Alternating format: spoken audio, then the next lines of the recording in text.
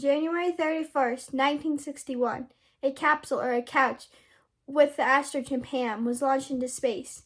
Ham was one of 40 spaceships that NASA trained to study how motor tasks could be performed in space. After training, Ham was chosen to go to space. Ham's journey went a little unexpectedly when his couch reached an altitude of 157 miles and speeds up to 5,857 miles per hour in the 16.5-minute flight. Ham successfully performed all the tasks while in space. His capsule landed 130 miles off its target and began to fill with water. Ham was rescued and returned to the training center. At the training center, he had a grin that was thought to be a grin of happiness, but later found out from anxiety or fear.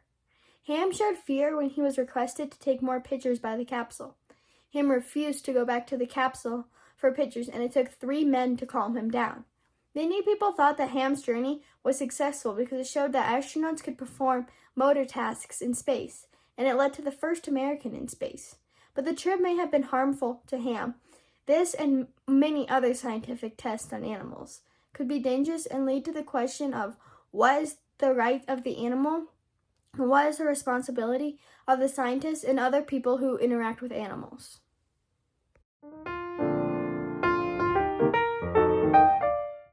In early history, it was thought that animals were not even capable of feeling pain.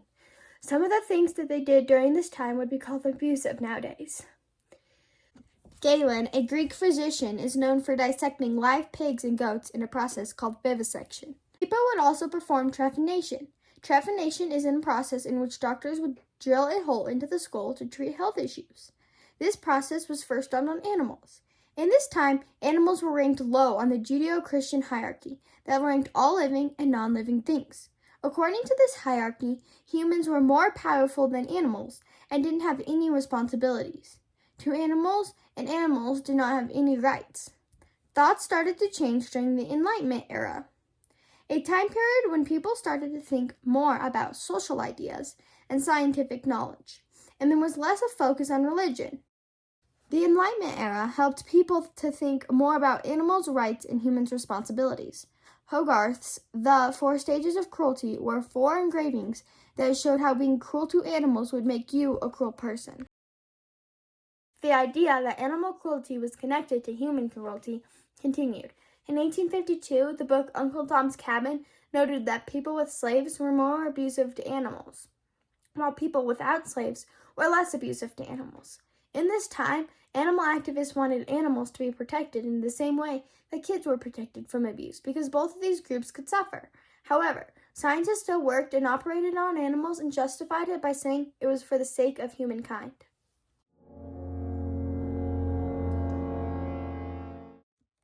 As a result of the research, scientists found treatment that controlled malaria, diabetes, diphtheria, and other diseases from research on animals.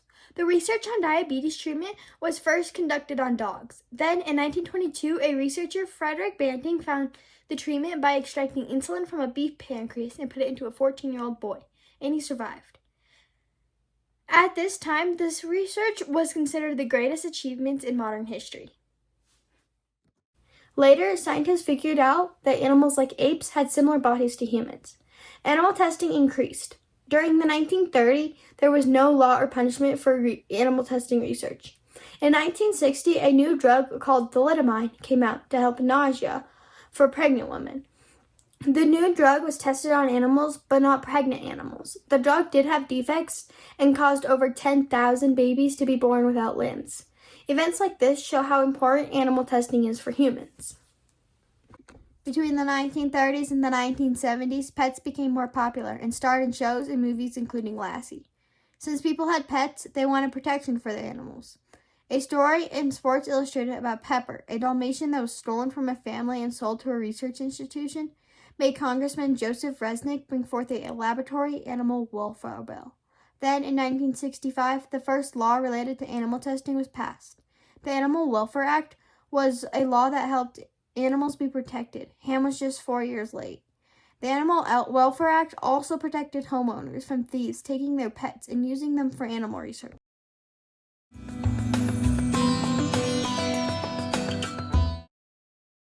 Then, around the mid-1970s, after World War II, More requirements for animal testing were created. After the Nuremberg Code required animal research before human research, in response to the horrific Nazi research on humans. Peter Singer, an Australian philosopher, argued about animal rights in 1975. He told people that animals were being used in research because they were seen as having a lower value than humans because they belonged to a different species, which is called speciesism. He thought that speciesism was the same as racism and sexism. Many people were inspired by Peter's thoughts, and this made them want to free animals from research. One group, the Animal Liberation Front, went into research facilities and broke equipment and stole the animals. The Animal Liberation Front is an extremist group whose actions sometimes lead to the opposite outcomes because they can cause destruction. Extremist groups also sometimes over-exaggerate research being done by scientists in an attempt to scare people. The Silver Springs monkey case is an example of this. A researcher, Edward Taub, was researching spinal cord damage in monkeys. While he was on vacation, his lab assistant took provocative pictures of the monkeys that showed the monkeys were hurt, with wounds and dirty cages. Tubbs was charged with animal cruelty, but the charges were later overturned when Tubb said that his lab assistant set him up. Being an extremist was also not the thing to do because animals were still getting harmed. A more effective way was when animal activists put articles in the newspaper saying beauty companies are being cruel and harming the animals. Beauty companies responded to this by putting "not tested on animals" on their product. At the same time, activists were taking action. Biomedical research became recognized and created a demand for animal testing. Scientists wanted to continue research with animals. However, the public's view on animal rights led to the demand for not using household pets like cats and dogs. In response, scientists started using mice. The U.S. avoided a large disaster when treatments came out for polio, leukemia, and smallpox. Mice had helped thousands of people.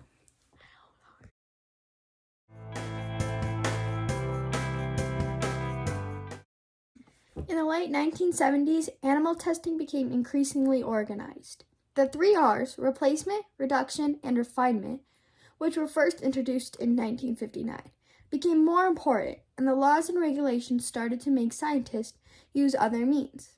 Replacement means to replace animals with other technology or testing approaches. Reduction means to reduce the number of animals used in research. And refinement means to change research methods to minimize pain and stress in animals. Scientists started using zebrafish and other technologies. The health of people continued to grow through in vitro fertilization and other treatment for HIV and AIDS and many more. In 1985, more requirements were added for research in the lab. Some examples included dogs must get exercise, enriching lives for non-human primates, and research must consider alternatives to painful procedures.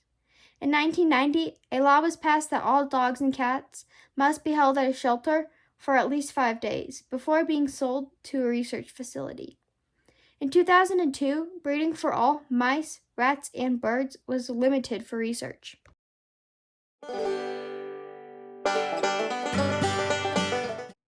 In conclusion, animal research has progressed over time. In the beginning, scientists performed hurtful procedures on animals to find new treatments. As time progressed, people wanted their pets and animals to be protected. In this time, new laws did start to come out to protect the pet more than the research animal. In today's world, animals do have more rights, and humans have many more responsibilities to protect research animals. Although animals are being more protected, they still get tested on. It's important to remember the history of animal testing so we don't repeat history and continue to progress. If people would have put laws into action earlier, animals could have been less harmed.